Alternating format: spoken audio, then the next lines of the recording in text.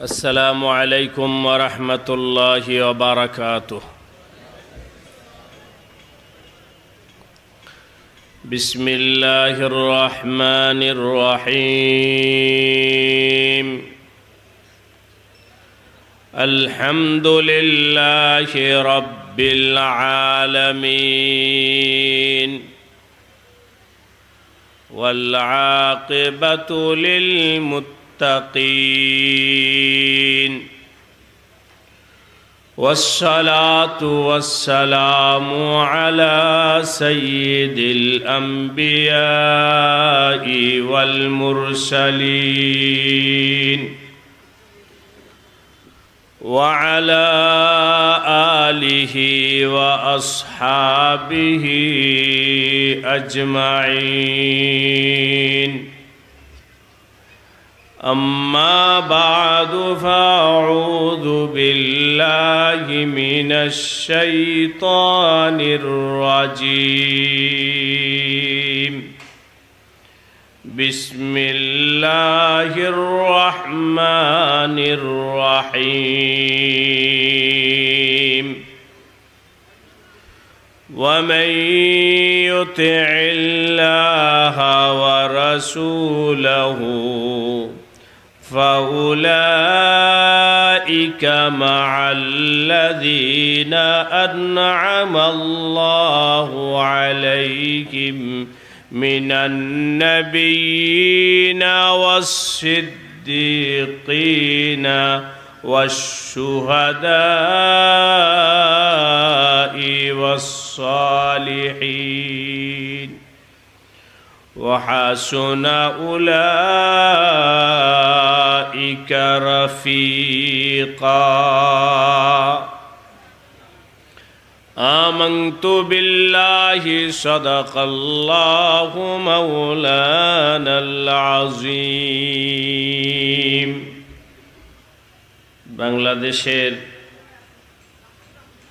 প্রায় শেষ থানা সীমান্ত এলাকা পাটগ্রাম ওলামা পরিষদের উদ্যোগে আয়োজিত সিরাতুন নবী মহাসম্মেলন, আজকের এই সম্মেলনে উপস্থিত পাটগ্রামের সর্বস্তরের উলামায়ে কেরাম এবং দ্বীনি তাওহীদি জনতার অত্যন্ত আস্থাভাজন প্রিয় ব্যক্তিত্ব হযরতুল আল্লাম হযরত মাওলানা শফিকুল ইসলাম সাহেব দামাত বারাকাতুহুমুল আলিয়া, অন্যান্য উলামায়ে কেরাম, এই এলাকার মুরব্বিয়ান, দ্বীনি ভাইরা, পর্দার আড়ালে আমার মা ও বোনেরা, আল্লাহ রাব্বুল আলামিনের দরবারে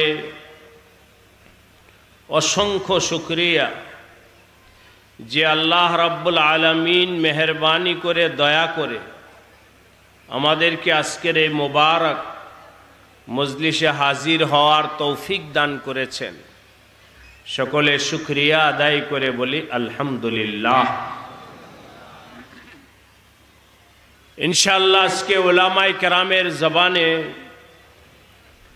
আমরা অনেক গুরুত্বপূর্ণ আলোচনা শুনব। আমি আপনাদের সামনে কিছুক্ষণ সময় কোরআন ও হাদিস থেকে কিছু কথা বলার চেষ্টা করব। আল্লাহ পাক আমাদের সবাইকে দিল দিয়ে মন দিয়ে আমলের নিয়তে কথা শোনার তৌফিক দান করেন। আমার ভাই ও দোস্ত, আল্লাহর কথা শোনা, আল্লাহর কথা মানা, নবী আলাইহি সালাতু ওয়াসসালামের কথা শোনা এবং নবী আলাইহি সালাতু ওয়াসসালামের কথা মানা, যারা শুনবে মানবে তাদেরকে মুমিন বলা হয়, ঈমানওয়ালা বলা হয়। আর যারা আল্লাহর কথা না মানে, নবী আলাইহি সালাতু ওয়াসসালামের কথাও না মানে,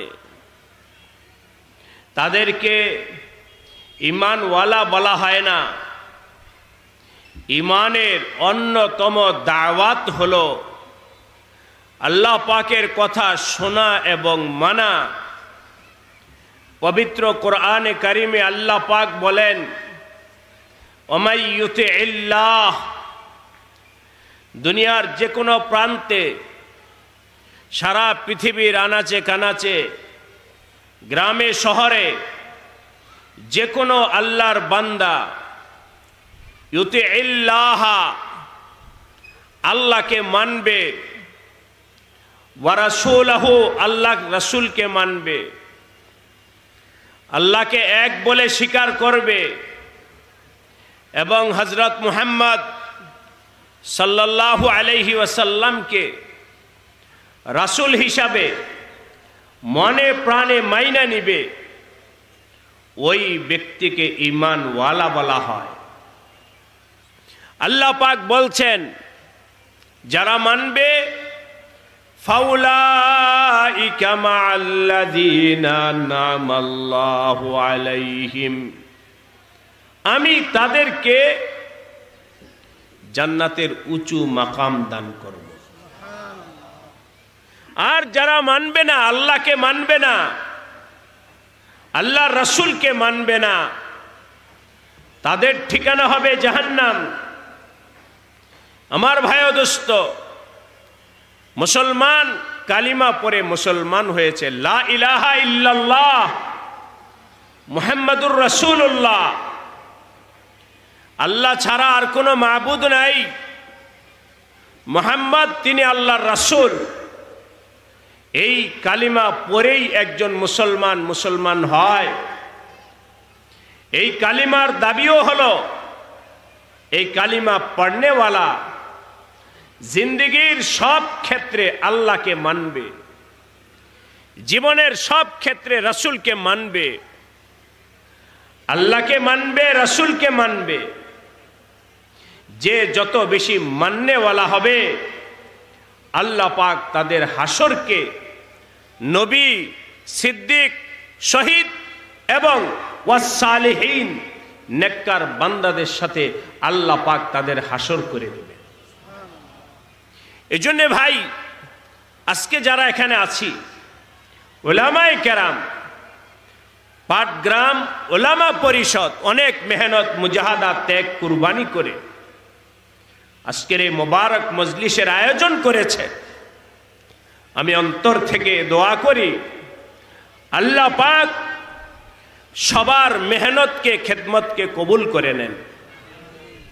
আর এই সম্মেলনের বরকতে পুরা পাটগ্রামের সর্বস্তরের মুসলমান ভাই বোন সবাইকে আল্লাহ পাক সহি দ্বীন মানবার, আমল করবার তৌফিক দান করেন। সব ধরনের ফিতনা ফাসাদ থেকে আল্লাহ পাক এই এলাকার মানুষকে হেফাজত করেন। কিন্তু ভাই ও দোস্ত, আল্লাহকে কিভাবে মানতে হবে, রাসূলে পাককে কিভাবে মানতে হবে, এর থেকে দুই একটা কথা, রিওয়ায়াত, হাদিস আমি আপনাদের সামনে শোনাচ্ছি। বুখারী শরীফে আছে, তিনজন সাহাবী নবী আলাইহিস সালাতু ওয়াস সালামের কাছে দ্বীন শিখতে আসছে। কিভাবে আমরা আল্লাহকে পাবো, আল্লাহর রেজামন্দি হাসিল করতে পারবো, শেখার জন্য তিন সাহাবী নবী আলাইহিস সালাতু ওয়াস সালামের দরবারে হাজির হয়েছে। যেই মুহূর্তে তিন সাহাবী এখানে উপস্থিত, ওই সময় নবী আলাইহিস সালাম বাড়িতে ছিলেন না, বাড়ির বাইরে কোথাও গিয়েছেন।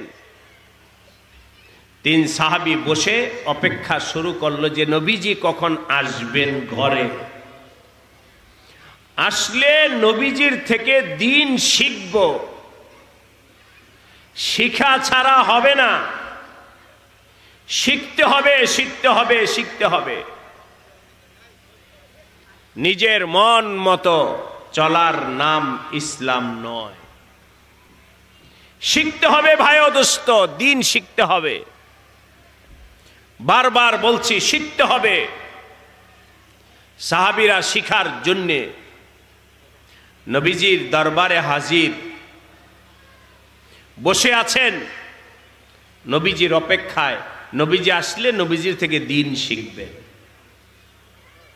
তিনজন বসে নিজেদেরকে নিয়ে গল্প করতেছিলেন। একজন কথা প্রসঙ্গে বললেন, আমি নিয়ত করলাম আজকে থেকে আমি এই মজলিসে বসে নিয়ত করলাম আমি আল্লাহকে পাওয়ার জন্যে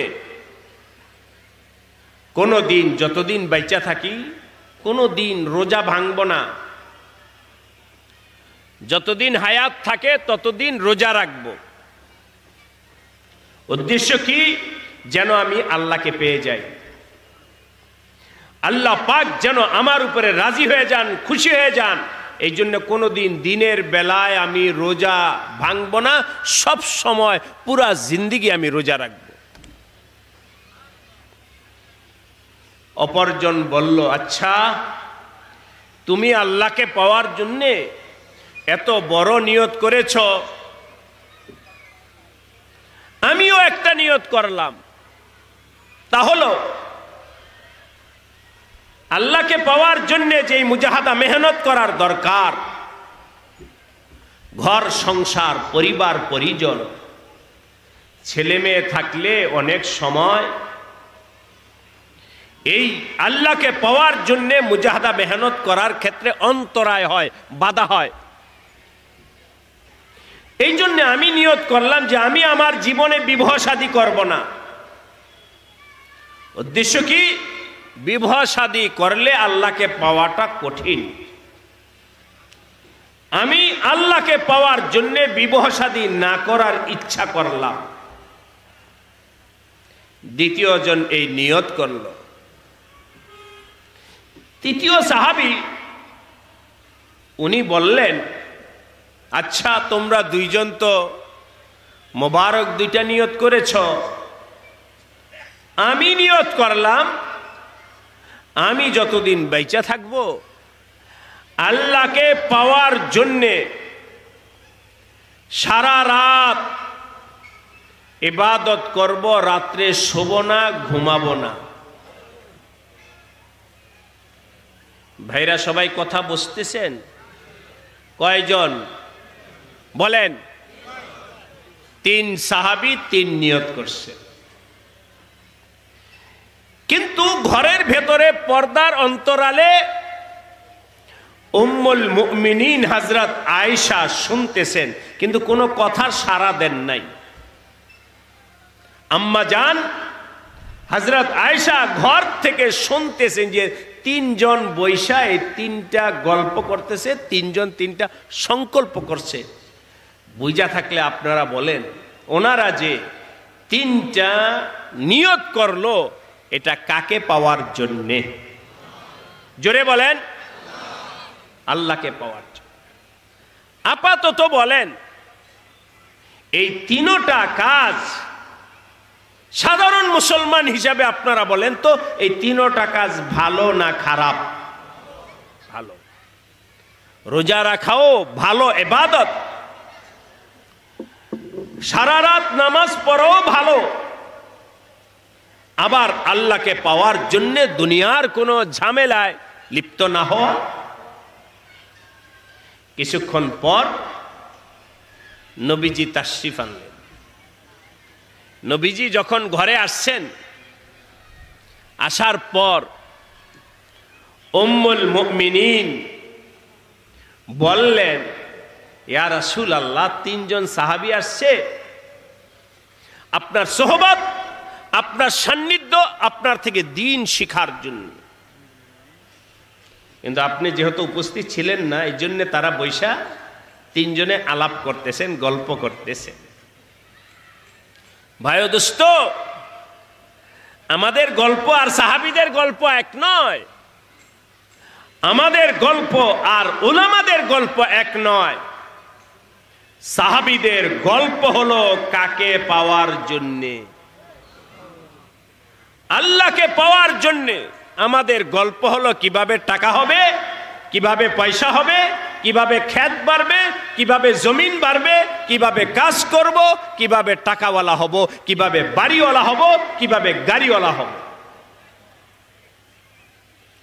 আজকে সৈয়দপুর থেকে পাটগ্রামে আপনাদের এখানে আসতেছিলাম, তো ক্ষেতের পাশে কিছু মুরব্বি, সব মোটামুটি সবার দাড়ি পাকা, গাছের ছায়ার নিচে বসে রয়েছে। আমি ড্রাইভারকে বললাম একটু থামাও, ওনাদের সাথে একটু কথা বলি। তো ড্রাইভার ভাই থামাইলেন, সালাম দিলাম, সালাম দিয়ে বললাম কেমন আছেন আপনারা? খুব ভালো আছি। তারও আগ্রহের সাথে আসলো। আমি বললাম বাবারা এখানে বসে বসে কি করেন আপনারা? খেতে যাব, কাজ করার জন্য বসে আছি। আমি বললাম বসে বসে আল্লাহ আল্লাহ করেন, ছায়ার নিচে বসেন, বসে আল্লাহর জিকির করেন। আমি আপনাদেরকে জিজ্ঞাসা করি, মুখে যদি আমি আল্লাহ আল্লাহ বলি আর হাতে যদি খেতে কাজ করি, মুখে আল্লাহ আল্লাহ বলি আর খেতে যদি ধান কাটি, ধান কাটায় কোনো সমস্যা হবে? হবে না। আফসোসের সাথে বললাম, গাড়িতে ছিলেন হযরত মাওলানা আব্দুল মান্নান সাহেব হুজুর, আমি বললাম দেখেন এই যে কত আল্লাহর বান্দারা বসে রয়েছে, ওই খেতে ছায়ার মধ্যে বসে রয়েছে, তাদের ফিকির নাই আল্লাহকে পাওয়ার, তাদের ফিকির নাই আখেরাতের, তাদের ফিকির নাই কবরে কি হবে। বাস অপেক্ষায় আছে একটু জিরায় নেই, এরপরে খেতে নামবো কাজ করার জন্যে, খেতে নামবো ধান কাটার জন্যে, খেতে নামবো এই ক্ষেতের মধ্যে কাজ করার জন্যে। আমি আপনাদেরকে জিজ্ঞাসা করি, রিজিক দেনেওয়ালা কে?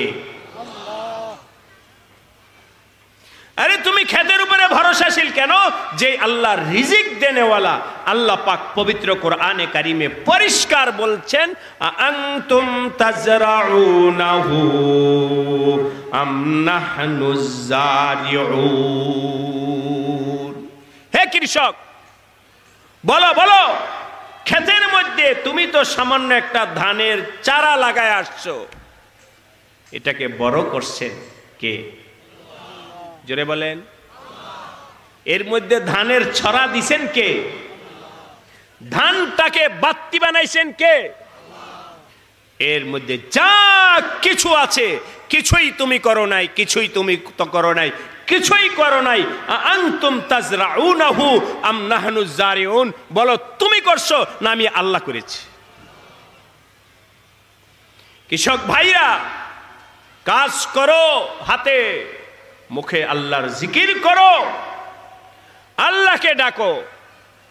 বলতেছিলাম সাহাবীদের গল্প হলো আল্লাহকে নিয়ে, আমাদের গল্প হলো দুনিয়াকে নিয়ে। নবীজিকে উম্মুল মুমিনিন হযরত আয়েশা বললেন, ইয়া রাসূলুল্লাহকে এরা দেখেন তিনজনে তিনটা নিয়ত করছে। নবী আলাইহিস সালাম সাহাবীদের কাছে উপস্থিত হলেন, উপস্থিত হয়ে বললেন, এই মিয়ারা, তোমরা আল্লাহকে পাওয়ার নিয়ত করছো, তোমাদের নিয়ত অত্যন্ত মোবারক, কিন্তু বলো তো দেখি আল্লাহকে কিভাবে পাইতে হবে, এটা তোমরা বেশি জানো না আমি বেশি জানি? কে বেশি জানেন? জোরে বলেন কে? নবী নবী নবী নবী আলাইহিস সালাম বেশি জানেন কিভাবে আল্লাহকে পাওয়া যায়। আনা আ'লামুকুম বিল্লাহ ওয়া আখশাকুম মিনাল্লাহ। নবীজি বলেন আল্লাহকে কিভাবে পাইতে হবে, আল্লাহকে কিভাবে পাইতে হবে, রাজি করতে হবে, সন্তুষ্ট করতে হবে, এটা আমি বেশি জানি এবং আমি বেশি আল্লাহকে ভয় করি। ওলামায়ে কেরাম আছেন, ওলামায়ে কেরামের কাছে মাঝখানে কথা বলতেছি, আলহামদুলিল্লাহ বিশাল বড় মাজমা, ওলামায়ে কেরামের কাছে দরখাস্ত, এখানে দুইটা শব্দ নবীজি বলেছেন, আলাম আকশা। আমাদের মুরব্বী হযরতুল আল্লাহ মুফতি শফি সাহেব রহমাতুল্লাহ আলাইহি, হযরত মুফতি তাকি উসমানী দামাত বারাকাতুমের ওয়ালিদ সাহেব হযরত মুফতি শফি সাহেব রহমাতুল্লাহ আলাইহি বলেছেন, মাঝখানে উলামায়ে কেরামের খেদমতে একটা কথা বলছি হযরত বলেছেন ইলম এবং খাশিয়াত এই দুইটার মধ্যে তালাজুমের সম্পর্ক। ইলম আছে, আল্লাহর ভয় নাই, হবে না। ইলম তো ওই ইলম আল্লাহ পাকের কাছে মকবুল, যে ইলম বাড়ার সাথে সাথে আল্লাহর ভয়, তাকওয়া, খাশিয়ত বাড়বে। ওই ইলম হলো আল্লাহ পাকের কাছে মকবুল ইলম। নবীজি বললেন, আরে শোনো, আমার ইলমও বেশি তোমাদের তুলনায়, আমার খাশিয়তও বেশি তোমাদের তুলনায়, অতএব আমার থেকে তোমরা দিন শিখো। নিজের মতো নয়, নিজের মতো কইরা নয়, আমি যেভাবে বলি ওইভাবে চলবা, ওইভাবে আমল করবা, তাহলে তোমরা ওই আমলের দ্বারায় আল্লাহকে পেয়ে যাই। আমার ভাইরা, আপনাদেরকে জিজ্ঞাসা করতে চাই, উলামা ওয়ারাসাতুল আম্বিয়া, নবীজি নাই, নবীর নায়েব ওয়ারিস হলেন উলামা। আল্লাহকে পাইতে হলে এখন বর্তমান আমাদেরকে মাইনা চলতে হবে উলামায়ে কেরামদেরকে। নিজের মন মতো আমল করলে, নিজের মন মতো চললে ভুল হয়ে যাবে। আলেমদের মশওয়ারা নিয়ে যদি চলি, ইনশাআল্লাহ আল্লাহকে পেয়ে যাব। রাজি আছি? সবাই রাজি? হাত উঠে দেখান তো, আলেমদেরকে মানবেন কারা? আল্লাহ সবাইকে কবুল করেন, বলেন আমিন। হাত নামান। নবীজি বললেন, শোনো, বিবাহ শাদী না করার নাম ইসলাম নয়।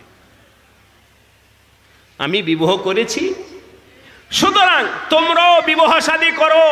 ইয়া মাশারা শাবাব মান ইসতাতা মিনকুমুল বাআতা ফালিয়াতাজাওয়াজ ফাইন্নাহু আগাদ্দু লিল বাসার ওয়া আহসানু লিল ফারাজ। হে যুবকরা, দুইটা ডাল ভাত, নান নফকার যদি সমর্থন হয় বিবাহ শাদী করো, তোমাদের চরিত্র পবিত্র হবে।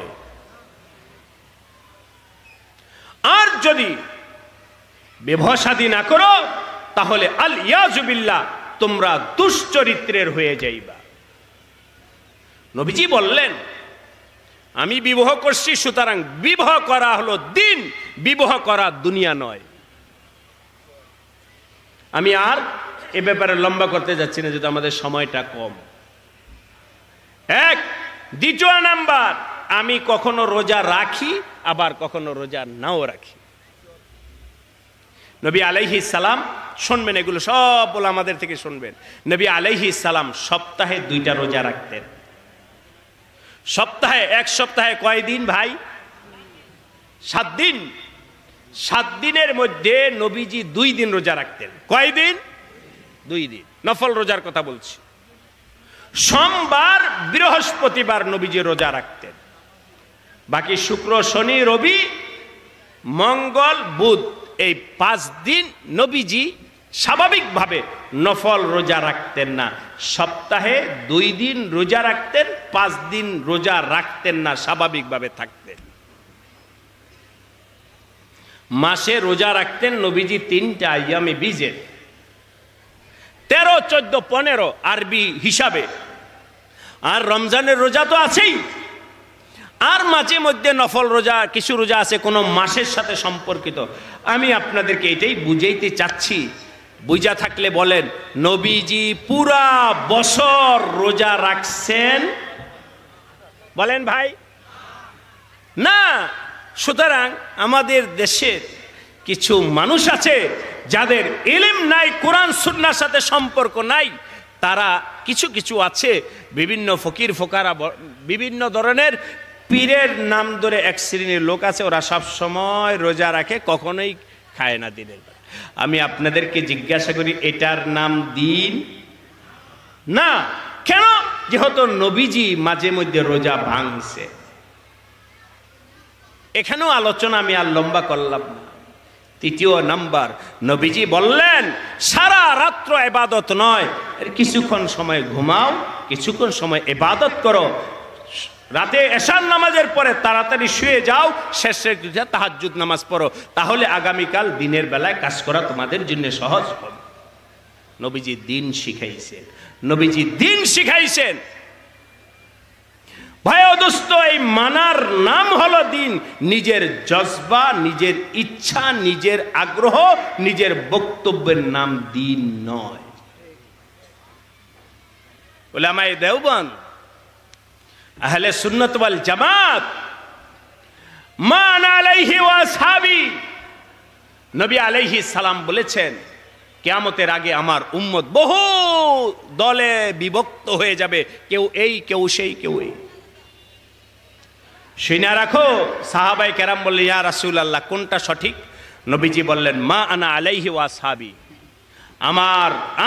আমি যেই দিন নিয়ে আসছি, আমি যে আমল করি, ওই আমলের উপরে যারা থাকবে তারা হলো জান্নাতি দল। আমার সাহাবীরা যেই আদর্শের উপরে আছে, ওই আদর্শ নিয়ে যারা চলবে তারা হলো জান্নাতি, আর বাকি সব দল হলো জাহান্নামী।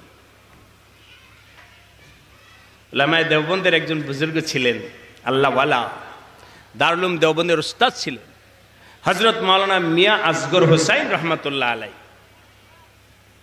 একদিন কিতাব পড়তেছিলেন, হাদিস পড়তেছিলেন। হাদিস পড়তে পড়তে একটা হাদিস চোখের সামনে আসছে। হাদিসের বক্তব্যটা হলো, নবী আলাইহিস সালাতু ওয়াস সালামের ব্যাপারে আসছে, মা আবা রাসূলুল্লাহি সাল্লাল্লাহু আলাইহি ওয়াসাল্লাম তুআমান কাত্তু। নবী আলাইহিস সালাম কখনো কোনো খানার দোষ বলতেন না। মা বোনেরা কষ্ট করে রান্না বান্না করছে, বিশেষ করে আমাদের তো আফসোস হয়, উত্তরবঙ্গের মা বোনরা এত মেহনত মুজাহাদা, এত কষ্ট করে, আল্লাহু আকবার। রান্না বান্না করছে, এখানে তো 19-20 হতেই পারে, কখনো লবণ বেশি হয়েছে, কখনো কম হয়েছে, কখনো ঝাল বেশি হয়েছে, কখনো ঝাল কম হয়েছে, কিন্তু নবীজি কখনোই খানার দোষ বলেন নাই। জিজ্ঞাসা করছে, আজওয়াজ মুতাহারাত ইয়া রাসূলুল্লাহ, কেমন হয়েছে? আলহামদুলিল্লাহ, খুব ভালো হয়েছে। কখনোই খানার দোষ বলেন নাই। হযরত মিয়া আসগর হোসাইন রহমাতুল্লাহ আলাই এ হাদিস পড়ার পর মনে মনে নিয়ত করছেন, আমি যতদিন বাইচা থাকি, আমার নবীজি যেহেতু খানার দোষ বলেন নাই, আমি যতদিন বাইচা থাকি আমার নবীজির সুন্নতের উপরে আমল করার জন্য আমিও মৃত্যু পর্যন্ত কোনোদিন খানার দোষ বলবো না। এবং সেই সংকল্পের উপরে উনি ছিলেন, মৃত্যু পর্যন্ত কোনোদিন খানার দোষ বলেন নাই। কেন? আমার নবীজি বলেন নাই। নবীকে মানতে হবে, নবীকে মানতে হবে, নবীর আমলকে মানতে হবে।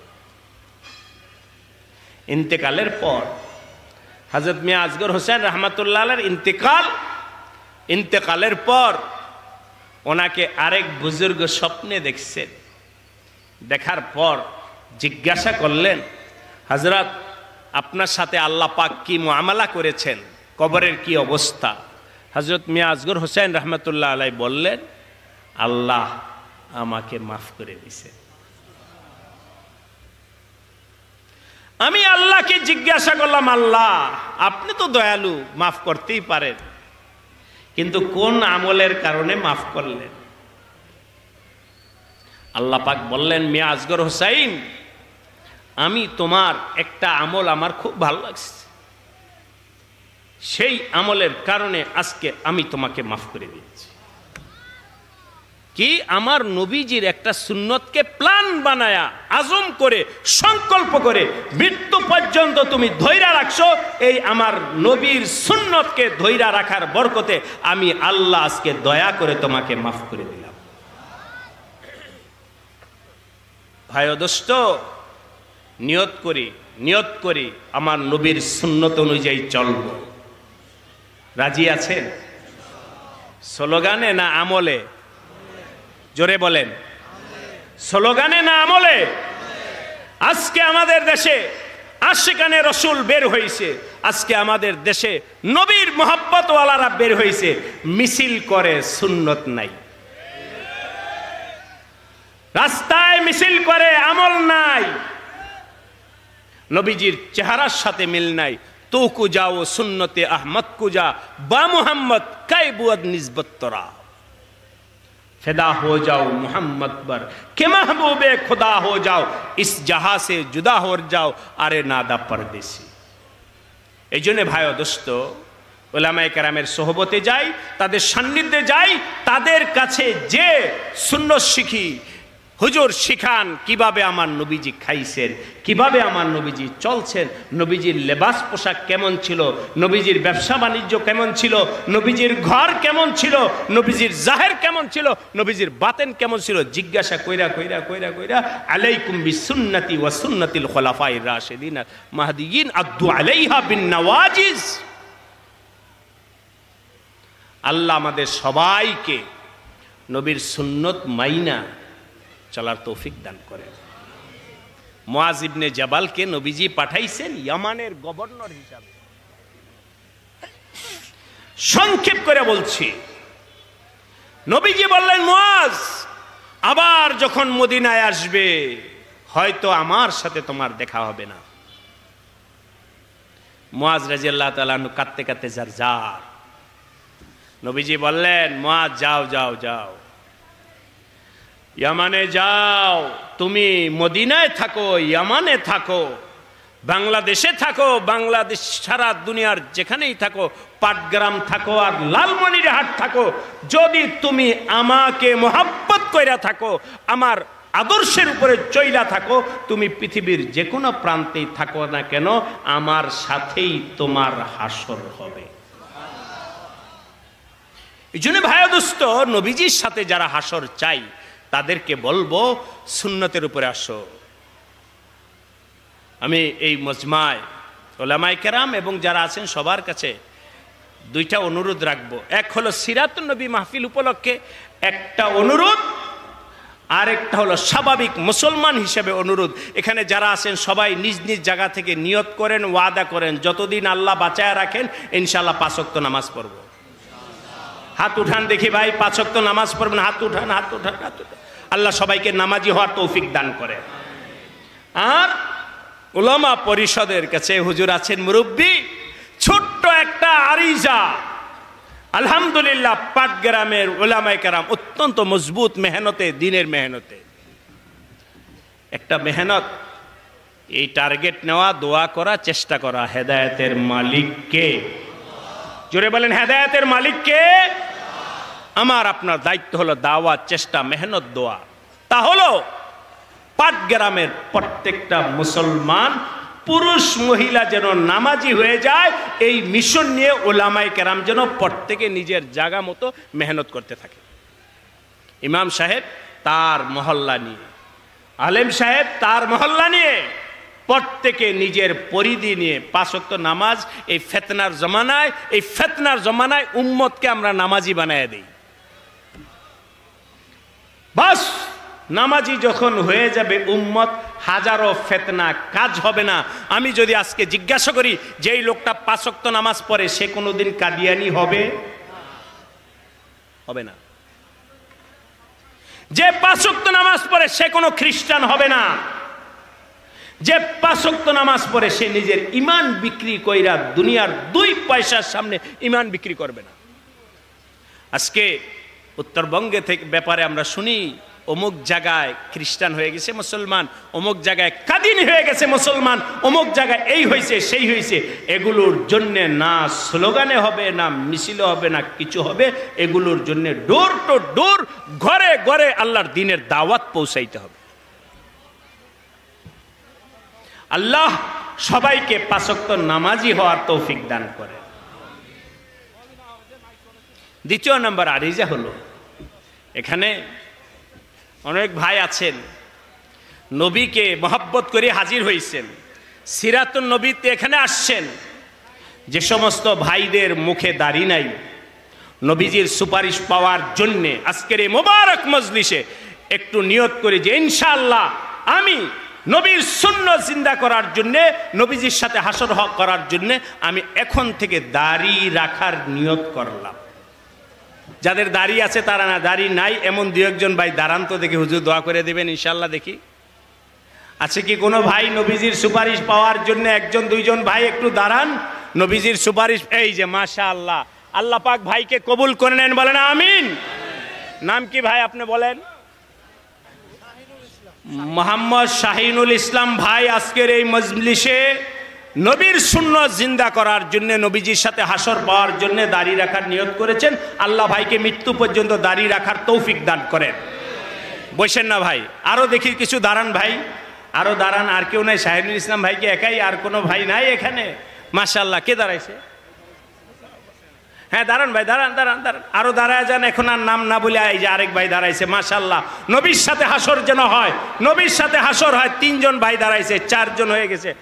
আরো আরো দাঁড়ান, আরো দাঁড়ান। মাশাআল্লাহ, আরো দাঁড়ান। 4 জন হয়েছে, 4 জন, 5 জন হয়েছে। মাশাআল্লাহ, আরেক যুবক ভাই দাঁড়াইছে, 5 জন হয়ে গেছে। আরো আরো দাঁড়ান ভাই, দেখি আশারা পর্যন্ত পৌঁছে কিনা। আরেকজন হয়েছে 6 জন, 7 জন, 8 জন, 9 জন। এক চান্সে 9 হয়ে গেছে। আরেকজন ভাই দেখি, এই 10 জন। আল্লাহ কবুল করে নেন। আজকের মাহফিল কামিয়াব। হ্যাঁ, এই যে পাশে একজন ভাই দাঁড়াইছে। আরো যারা আছেন দাঁড়াইলে তো আলহামদুলিল্লাহ, আশা করি আজকে সবাই দাঁড়ায় যাবে। উত্তরবঙ্গের মানুষের দিল অত্যন্ত নরম, ভয়দস্ত। অনুরোধ করে বলা যায়, যারা হয়তো এখন দাঁড়াইতে পারছেন না বা দাঁড়ান নাই, সবাই নিয়ত করেন। এক হলো 5 ওয়াক্ত নামাজ পড়বেন, দ্বিতীয় নাম্বার হলো দাড়িওয়ালা হয়ে যাইবেন, দাড়িওয়ালা হয়ে যাবেন।